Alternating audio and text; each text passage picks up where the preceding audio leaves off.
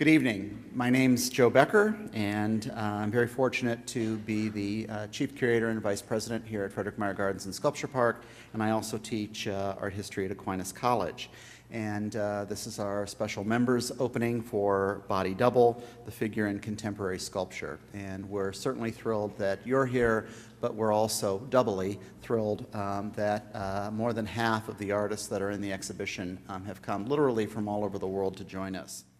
A few things before we get started. The title of this exhibition, Body Double, the figure in contemporary sculpture, is hopefully insightful. As Mark de Souvera once said, you know, titles, they're sort of like the handle on a teacup. They give you a way to access something really good within.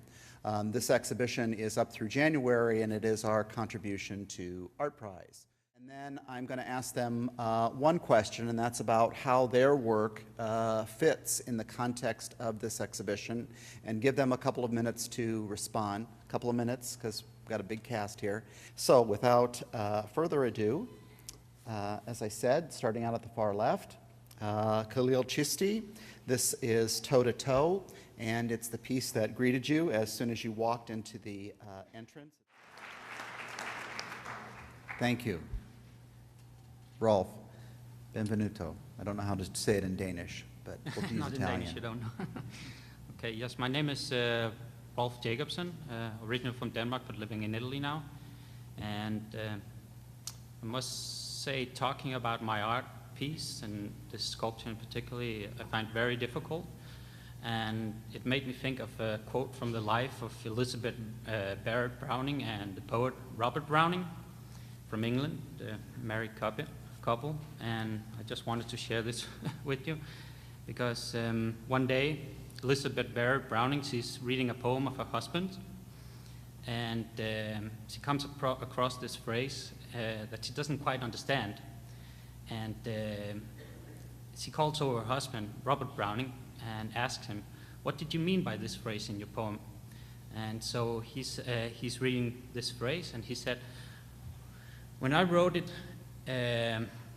only God and I knew what it meant. Now only God knows." So I find that very likely to my work because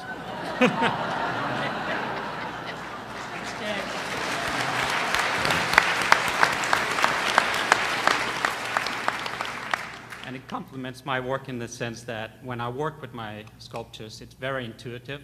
I work very fast. I break up the sculpture many times, and so talking about the whole process is very difficult, but I'm sure a lot of artists can relate to that. And also the fact that I'm working on many sculptures at the same time makes it even more difficult for me to remember exactly one piece in particular. And but within this process of working with it, I work with the abstract concept of space and volume and movement, in the sense that I work very much with the negative space, just as much as important as the sculpture itself. And for that, I find it very related to double body, because it's both the negative and the sculpture in itself. So there's a double unity, there's a yin and yang right there. And well, I just wanted to say a little bit about the title also, which is Phaeton, the radiant one, the shining one from the Greek mythology. So Phaeton is the son of Helios, who drives the sun chariot across the sky. And one day he lets his son Phaeton take the chariot across the sky, and he drives too close to Earth. He comes too close to Earth and is burning Earth. So to prevent this disaster, Zeus throws his thunderbolt at him and throws him off the chariot, and he falls to Earth, falls into the river. He dies, and my sculpture represents this fall of Phaeton. And to finish off, on the tomb of Phaeton, here Phaeton lies, who in the sun god's chariot fared, and though greatly he failed, more greatly he dared. Okay. Thank you.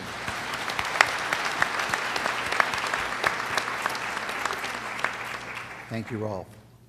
Kurt, talk to us about Dance of the Cast-Offs. Hello, my name